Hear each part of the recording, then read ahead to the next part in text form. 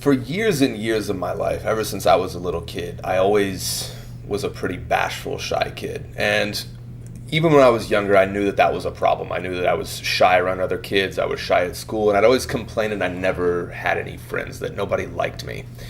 And part of that was actually true. It actually became a self-fulfilling prophecy after a while. If you believe something true enough, if you believe something hard enough, you'll make it true in your life, good, bad, or ugly.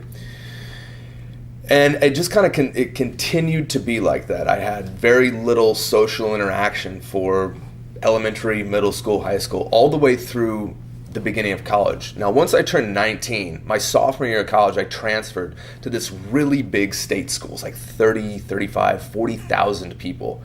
And I was 19 years old, and there's obviously just scads of gorgeous women around there.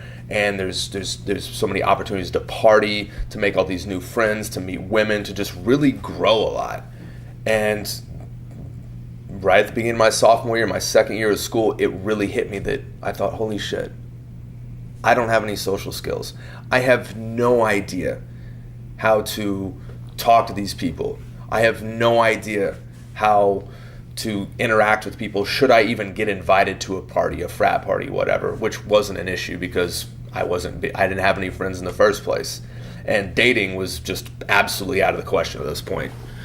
Being a 19-year-old virgin is not a lot of fun, but I'll tell you what, it's a hell of a lot of leverage when you get to that point and you realize something has to change. So when I was about 19 years old, one day it just hit me. I'd had a really, really bad date with this girl, and I really felt it in my gut. It hurt. I thought it really emphasized the fact that I had no social skills. I had no ability to relate with anyone. Women, men, whether it was in class. I was a business student at the time, so I was giving like a lot of speeches, a lot of public speeches in class. You know, I think I figured when I got to college, part of the freshman orientation was going to be, well, here's some girls you can have sex with, and here's some frat parties you can go to, and here's this great new block of friends. That's what I thought I had in my head, but clearly that's not the case. And once I got to school, it was a harsh awakening that, again, I had no clue what I was doing. I felt very lonely.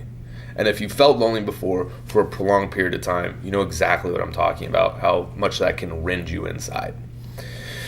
So that day, after I had this terrible date with this terribly beautiful ballerina named Claire, I decided something had to change. So I did what a lot of people do whenever they hit rock bottom, is you look for a way out. I just got into every kind of self-improvement you could. I did like dating and pickup. I took seminars. I did CD courses. Hell, even back then, 15, 16 years ago, we had VHS tapes and audio cassette tape Tony Robbins seminars that I was listening to. I had books. I had mentors. I even did some therapy. I even took some anti-anxiety medication for a while. I just did everything possible. I took sales classes to learn how to sell. I became a waiter so I could learn how to just have basic conversation. But of all the things I did, and they all helped out in one way or the other, but of all the things I did, that was my life. But of all the things I did, the most effective thing that I did to really grow my social skills, to have charisma on command, to transform my shyness and social anxiety into social confidence and my own unique, quirky brand of charm, the one thing that I did was I just started talking to strangers. In between classes in college, if I had an hour or 2 hours or 3 hours between classes, I would usually just go walk around campus, or I would go walk down the main strip where like all the stores and bars and restaurants were, and I would just walk up to people and start chatting with them. Now it seems a little awkward for sure, but it was, again, the most beneficial thing I could do because it allowed me to understand at a very deep level a couple things. One, the most important thing is, if you want anything to change in your life, in my case it was relating to people, it was connecting with people, it was having friends. If you want anything in your life to change, the first element you need is courage.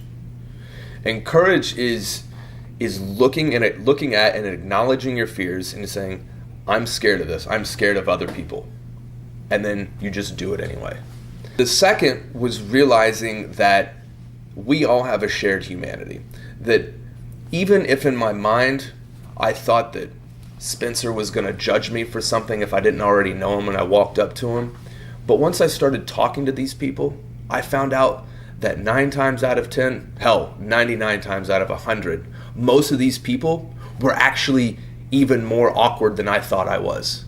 They were even more shy than I thought I was. While I was coming to life and being curious and like courageous and charismatic and all these other great C adjectives, these people would actually kind of like they'd be a little shy.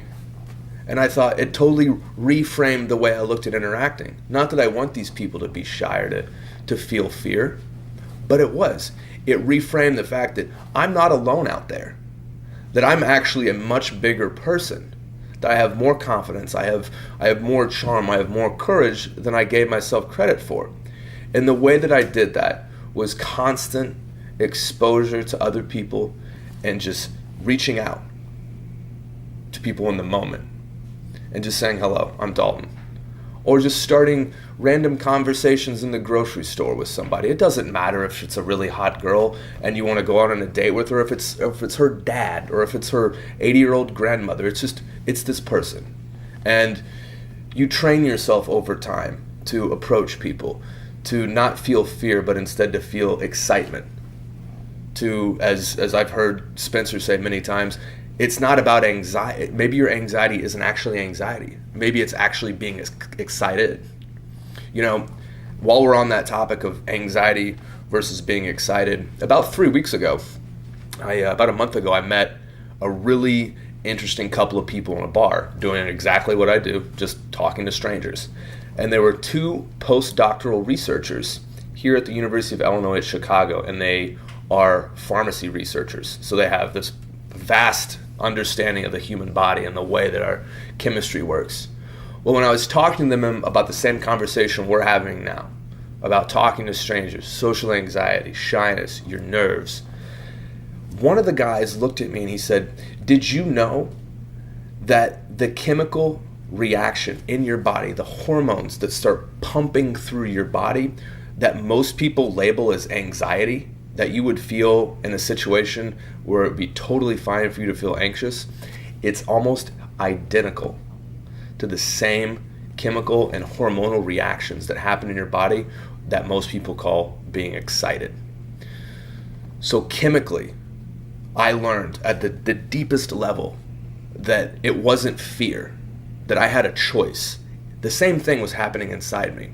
The point wasn't to control my nerves. The nerves are going to happen. The point was to reframe that and to say, you know what, I'm actually not afraid of this person. I'm actually not afraid to approach this attractive girl. I'm actually excited. And that's all it takes, is by consistently approaching people, whether or not, again, it's a pretty girl or it's her dad or her grandmother or like an 8-year-old in the store. Anybody I'm talking to consistently retrains me that people are safe. That not only are people safe, but it's exciting. And once you take time to uncover who these people really are and and the curiosity that you have about them, you learn so much about this person that the whole notion of fear or anxiety just dissipates like a stick of butter on a hot summer day. It just goes away. And it all comes down to acknowledging exactly what you're afraid of. For me, that was people. I was afraid of people, and what a sad thing to be afraid of, because there's 7 billion people in this world, and I was afraid of every single one of them. But I knew that there was no going through life. That doesn't make for a great life to be afraid of 7 billion people. That's not going to mold a great career for me or a fantastic love life or an active social life like I have now. But the number one thing is to acknowledge the fear that I had, that I was lonely and that I was afraid of you. And then just to make friends with that and just continue to walk through it. You walk through that fear because it's going to be there. Because as my scientist friend said, the anxiety doesn't have to be anxiety. chemically it's the same damn thing as you being really excited, like a little kid on Christmas, right? Isn't that wild? That the exact same chemicals that are going through your body if you're legitimately afraid are the same chemicals going through your body when you're like an 8-year-old kid and you're excited for Christmas. Isn't that wild? So once I realized that, I knew that more was possible. And all it took was acknowledging my fear and walking through it. And it's not always easy. It's awkward for a little bit. I'm not going to sit here and lie to you and say that all it's going to take is you walking up to 2 or 3 people at Whole Foods or wherever, or on the train, and you're going to be this charismatic dynamo. No, that's not how it's going to work. But it's going to take time. But every time you do it, it retrains your brain. It retrains your neurology to understand that you're safe. That to me, you're safe. And not only are you safe, but you're interesting. You're this fascinating person who's got your own hopes, your own dreams, your own fears, your wishes. And and when you were 5 years old, you thought you would be able to fly one day. By taking that time and with courage, stepping right through that fear. So much has been possible, not just for me, but for anybody else who bothers to listen to this and live that courage. Taking this as a form of action has transformed me in the most potent ways possible. I just turned 34 about 2 weeks ago. I started doing this 15 years ago. And like I said, 15 years ago when I was 19, I started doing all this stuff. Like I said, I went to therapy. I took some medication sometimes. I meditated. I read all these self-help books. I did seminars. Most of that stuff I don't do anymore. I don't have to go to therapy. I don't need medication. But the one thing I still do almost every damn day for the last 15 years, that's 5,400 days, I talk to strangers every single day. And I will do that till the day I die.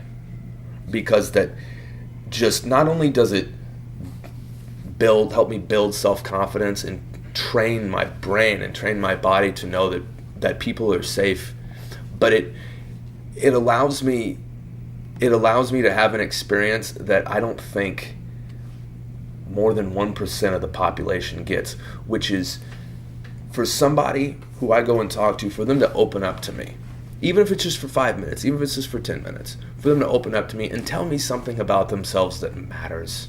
Not just what the weather is today, or their iPhone, or how many Pokemon they caught today on their little game. It's none of that.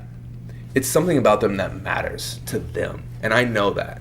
And that kind of brings me to my next thing that I learned. The first element, like I said, in really transforming your shyness and social anxiety and transforming that into your own brand of charisma and charm.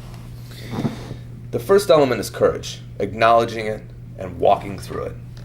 But the second element, and this is the most potent one, and you can keep this with you your entire life, no matter how old you are, is curiosity. Curiosity is that element that I have, that when I speak to people, it doesn't matter who the hell it is, they open up to me. And it's not that I have this magical aura about me, or the way I look, or the way I dress, or how tall I am, or whatever. It's not that. It's because I don't care about telling them my story. I already know who the hell I am. I've lived it for the last 34 years. But the thing I don't know is them. This is a totally brand new person. And if there's one thing we all love, it's to talk about ourselves. And this isn't some social manipulation trick to get people to divulge information. This is that I legitimately am interested in this person. Curiosity comes from that place of acknowledging this other person's humanity. It sounds a little spiritual, I get this. It sounds a little woo-woo, but part of it is. The curiosity that I have towards other people who I meet, even if it's somebody I've just met, it stems from two elements. One is acknowledging that this other person has real, legitimate humanity. They have, like I said, they've got hopes and dreams and fears and totally irrational big plans for the future that probably won't come true, but you don't know. The second part of curiosity is just this almost primal desire to know more and to connect. And you can build both of these. If you don't already have them, if you're somebody who's maybe not much of a talker, you can still build these inside of you. And the easiest way to start injecting more curiosity in your life, because as you inject more curiosity in your life and you bring this to your relationships, whether it's with your girlfriend who you've been with for years, your parents who you've known your entire life, your friends, or just somebody you're meeting for the first time at a party or on the street, the easiest way to start shifting your conversational style and your attitude to one that's more curiosity based, as opposed to just boring transactional conversation. What'd you do today? Nothing. I had a ham sandwich and I came home from work. Something to shift it from boring conversation to this invigorating, exciting kind of conversation is stop making declarative statements and just ask open-ended questions. Make open-ended statements. Say why. When people say something, you ask them questions like a little 4-year-old kid does. Why? Why? Why do you do that? How does that make you feel? What's that like? Just ask them questions, not about what they do, but how they do it and why they do it. That word why is powerful, because when you ask why, it isn't what you do. Everybody does the same damn thing every day. We wake up at about 7 o'clock and we take a shower. Maybe some of us go to the gym. Then we get on the train and we go to work for about 8 or 9 hours, and we have some annoying shit that happens to us at work and some good stuff. And then we come home to our wife or our girlfriend and we make dinner, and then we have sex, and then we have a shower and we go to bed. That we all do the same damn thing every day. But why? We do those things for totally different reasons. And that is how you inject more curiosity in your conversations and into your life. You just ask why and how. How did that happen? Why gets you to the motives, to what drives them as a person, their own unique flavor of humanity.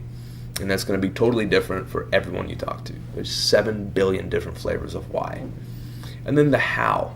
These are their motives, and their directions and their thought processes. These are equally as interesting. The how questions. How did you do that? How did you start working the job you work? How did you meet this woman you're married to? How did you guys meet the first time? How did you ask her to marry you? Instead of just the next time you're on a date or the next time you're talking to someone, whether it's a client or your kid or your wife or whoever, stop making declarative statements and just telling your story and shooting a conversational fire hose at them. Don't do that. Ask them about their day. Ask them about their life. And you ask why. And you say how.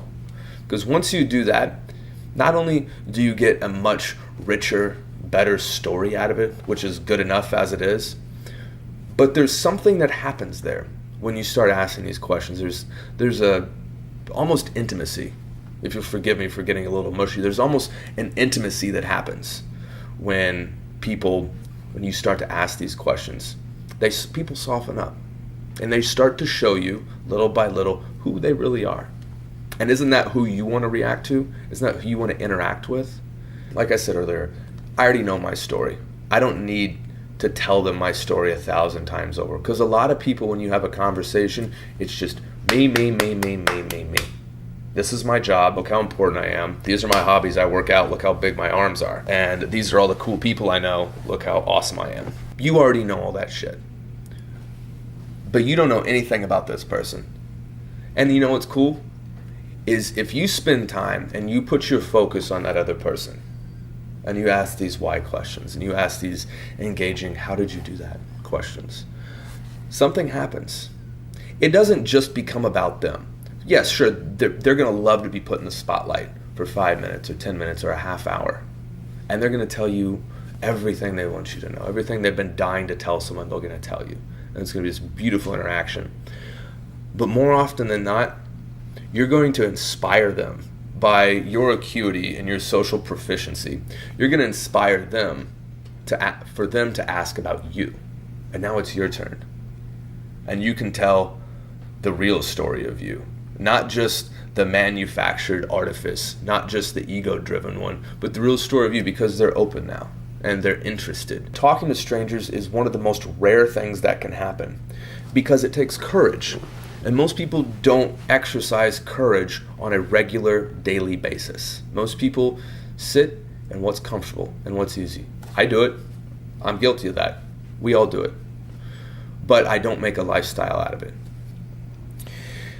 But it occurred to me the other day that if you feel this notion of feeling awkward in a social situation, especially when you're doing something that matters to you, something that's bold, like talking to a stranger, that's a bold move. It's like a revolution in human interaction if you really think about it. Because most of the time, we stand behind our phones, or we stand behind our computer screens. That's how we interact now. To walk up flesh and blood to a total stranger, that's a revolution. So it's not awkward that you're doing this, so don't feel awkward. And it's not weird. It's rare. And rare things are what matter. That's what is remembered. So should you feel awkward or weird, or this is strange, these people are going to think I'm a fucking weirdo by walking up and talking to them, as long as you're not creeping them out, they're actually going to probably remember you. Because again, like I said, to truly boldly connect with somebody, that is one of the rarest things you could do. And it's good for the human soul, for everybody involved, you and them. They'll remember you. For the last 15 years, this has been a way of life for me. And I'm clearly, this is what I'm born to do. I know that. I know only so much of my purpose, and it might change over my life, but I know that this is always going to be part of it, what I'm talking about right now. I had a mentor years ago who told me that you'll know your purpose in life when the pursuit of it feels kind of lonely, because you're the only person, you feel like you're the only person who's going after it, and there's a rebellious nature to it. I agree with that in many parts, and I never felt sad or lonely necessarily in how I approached people, because a lot of people aren't able to have conversations like this. So even if I'm interested in someone, whether it's at a networking event or a cute girl at a party or wherever, if I'm just chatting with people willy-nilly because I'm bored, a lot of people actually aren't interested. And that's the hard truth about this, is some people just don't want to fucking talk to you. Fine. Somebody does. By taking more chances, you increase your probability, you increase your luck. That's what you do. And I'll talk more about luck in a second. But going back to purpose, I know that this is what I'm here to do. And it's going to change forms as I get older and as my lifestyle changes. But there's a part of this where I felt like not a lot of people actually want to engage with me. And that's fine. That's true. Some people won't. But something changed about 2 months ago. I was actually walking around town and I was getting ready to meet up with some of my fellow league brothers. And I'd been sitting in my apartment all Saturday morning and Saturday afternoon writing. And I thought to myself, I really just need to get out of the house and just go socialize. I need to get some people interaction. I just need to go talk to strangers. So I leave, I come down to Michigan Avenue, busiest thoroughfare in the city. And as I'm walking around, I happen to see these people, this group of like 4 or 5 guys and girls, holding these signs up about this big. And it says, free intelligent conversation. And I thought, what the hell is this? I think I found my people. And so I walk over there and I literally say that same thing to them. I said, who the hell are you? With this beaming smile. I said, what are you guys about? Which, if you think about it, is probably about the best attitude you can have when you meet somebody new, is being excited and say, who the hell are you? What are you all about? Like, what do you stand for? What's your life like? And they tell me. It's this group, Free Intelligent Conversation. And I'm not here to pimp them, but I'm here to talk about this serendipitous luck that happened in my life. Because everywhere I go, I'm consistently talking to people. I'm consistently reaching out. And it just so happened I meet these people hanging out on Michigan Avenue, holding a sign that says Free Intelligent Conversation. And I asked them, I said, what are you about? And they said, you're looking at it. We believe that the whole point of what we do is to create personal and social transformation just by having honest conversations with people. It doesn't even have to be about anything magnanimous and huge like the election or some hot button political or social issue. It's just taking time and taking space and just taking a few minutes with somebody and having a real conversation with them and letting the conversation organically happen and not letting it be about transacting information like this is my name and this is how old I am and this is my job, but asking them about their life. So for the last couple weeks, and I do it most Saturdays now, and I'm doing it this Saturday, is somewhere on Michigan Avenue, me and 5, 10 of these other people. It seems weird, but again, weirdness isn't weird. Weirdness is rare, and rare is valuable. We stand on a Michigan Avenue with a sign about this big, foam board sign that says free, intelligent conversation. We just talk to people. And it hasn't been with me necessarily, because I've only been doing it for a couple weeks, but I've heard stories from people who've been more involved with this organization for the last year or 2 years, who have told me that people have come up to them and just chatted with them and said, I'm really glad you were here, because I have felt awful all day. I felt so lonely. I've been at the depths of my life today, and I'm just really happy that I knew when I saw you guys, I knew that you were open, and I knew that you would just talk to me as a human being and not as a transaction. And even though that sounds a little sad, there's a really big grain of truth there, that what we all crave for, whether we're having a great day or a shit day, I think what everybody craves for is that exact thing, which is to just relate with somebody as a human being. There's no artifice, there's no presumptions, there's no ego. It's just, hey, I'm Dalton, and do you want to play with me? And let's just talk. What I've realized as of late in the last couple weeks, if I had to really put this all, if I had to give you one big benefit, one big punchline about what this does, it's not just beating social anxiety. You can have a perfectly functional life with social anxiety. I know plenty of people who do. But the big benefit that I found in my life as I reflect, again, I just turned 34, and around my birthday I tend to get very reflective about things. And I've looked back at my last 15 years of my life since I've started doing this, and I thought, what good has this done me besides making me more comfortable around people, which is great, but again, you can have a totally functional life by being shy. It's increased my luck. And I think when most people think about luck, it's this magical force that is relegated to Harry Potter and Lord of the Rings or something like that. It's this magical, airy fairy kind of quality that little kids think about, or people with bad mentalities. Oh, you only got that because you're lucky. And it's just this magical force that we have no control over, and it's just dispersed at random through the universe to different people. But when I say luck, what I mean by luck is you have objectives in your mind. You have things that you're passionate about, things that you want for your life, and you begin to create essentially coincidences. How do you create a coincidence in your life? A coincidence is nothing more than situations that seem to be there at just the right time and that serve the achievement of your purpose, of your goal, whatever it might be. So there's two elements there. It happens at just the right time, and it's there to support the achievement of whatever your goal is, your desire, your dream in the moment. Your purpose is up to you. I can't help you with that. But when I talk about talking to strangers increases my luck, it really comes down to, because I talk to people everywhere I go and I open up to them, they open up to me. And I increase the odds. I increase the people I talk to. And by doing that, I increase the likelihood that something great is going to happen in my life. The best example was about 3 months ago.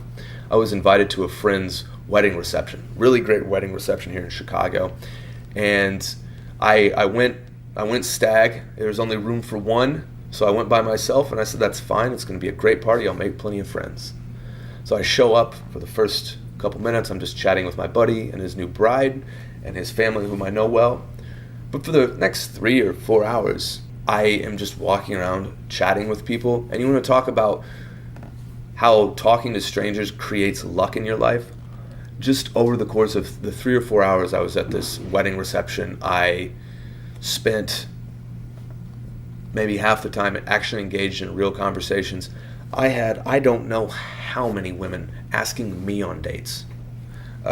People bought me drinks. But the most interesting part was there were mothers and aunts who were like, you know what, my daughter isn't here or my niece isn't here, but here's her picture. I should set you up with her. But it's not just about women. There were executives and high-ranking business people at this, and I'd even tell them what I did for a living. I talked nothing about my job. I tend to not talk about my job when I'm out. And just talking to these people, having very legitimate, honest, open, spontaneous conversations. They're just laced with curiosity. These people who had no fucking clue what my degree was in or what my skills are would offer me jobs. I was offered 3 jobs that night. And that's just coming from opening up to people. And the more people you talk to and the more people you speak to in a way that's honest and authentic and curious and lighthearted, they want to be around that.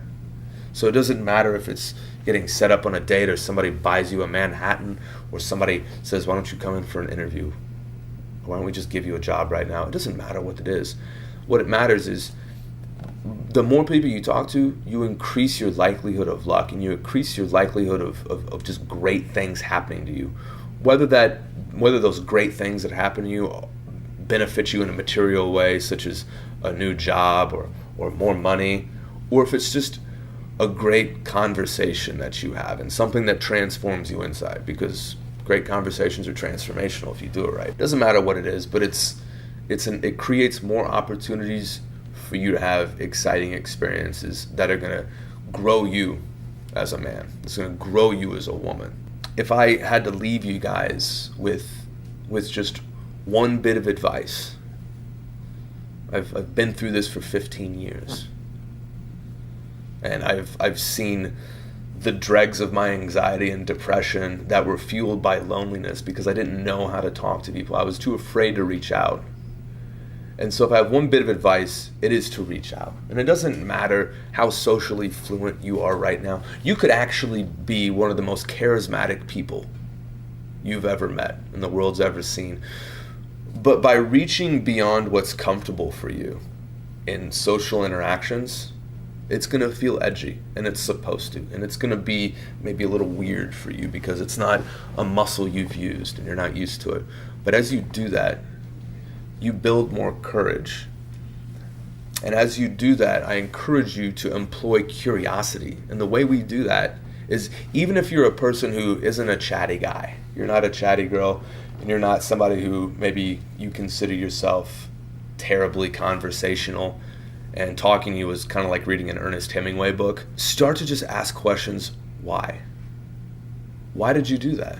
What is it about that what is it about your girlfriend that made you fall in love? How did you guys meet?